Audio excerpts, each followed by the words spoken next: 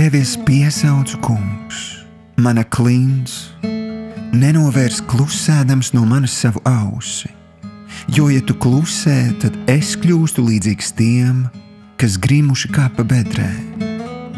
Uzklausi manas skaļās lūgšanas balsi, kad es tevi piesaucu, kad es paceļu savas rokas pret tava nama vissvēto vietu.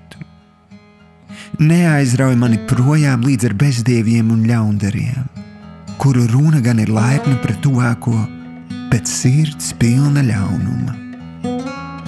Dod tiem pēc viņu darba, pēc ļaunuma, ko tie darījuši. Pēc viņu roku darba dod viņiem, atmaksā viņiem pēc nopelna. Jo viņi neņem vērā tā kunga darbību, nedz viņa roku darbu.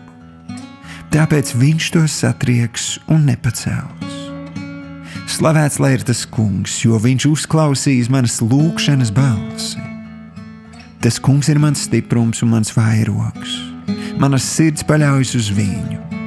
No viņa man nāk palīdzība, mana sirds ir līgsma. Ar savām dziesmām es gribu viņam pateikties. Tas kungs ir stiprums savai tautai, sargs un palīgs tam, ko viņš svaidīs.